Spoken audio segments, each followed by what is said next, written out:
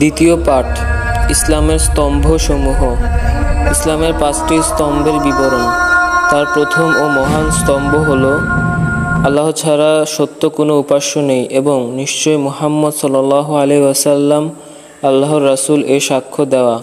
আল্লাহ ছাড়া সত্য কোনো উপাস্য নেই এর শর্তসমূহ সহ এর অর্থের ব্যাখ্যা করে। এর অর্থ হলো কোনো ইলাহ নাই। এর অর্থ হলো আল্লাহ ছাড়া যার ইবাদত করা হয় তার সকলের প্রতি অস্বীকৃতি জানানো। আল্লাহ ছাড়া এর অর্থ হলো অদ্বিতীয় এক আল্লাহর জন্যই সকল ইবাদত সাব্যস্ত করা। লা ইলাহা ইল্লাল্লাহ এর শর্তসমূহ: 1. ইলম বা জ্ঞান, যার বিপরীত অজানা। 2. ইয়াকিন বা দৃঢ় বিশ্বাস, যার বিপরীত সন্দেহ। 3. ইখলাস বা একনিষ্ঠতা, যার বিপরীত শিরক। 4. সিদক বা সত্য, যার বিপরীত মিথ্যা। 5. ভালোবাসা, যার বিপরীত বিদ্বেষ।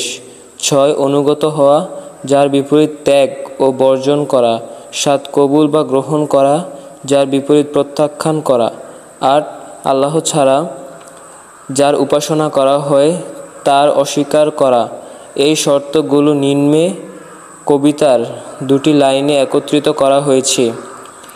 নিশ্চয়ই মুহাম্মদ সাল্লাল্লাহু আলাইহি ওয়াসাল্লাম আল্লাহর রাসূল এ সাক্ষ্য দানের বিবরণ সহ আর এক দাবি হলো তিনি যে ব্যাপারে সংবাদ দিয়েছেন সে ব্যাপারে তাকে সত্যায়ন করা, যে ব্যাপারে আদেশ করেছেন সে ব্যাপারে তার আনুগত্য করা, আর যা থেকে নিষেধ ও সতর্ক করেছেন তা থেকে বিরত থাকা। আর আল্লাহ ও তার রাসূল যা প্রবর্তন করেছেন শুধু তার মাধ্যমেই আল্লাহর ইবাদত করা।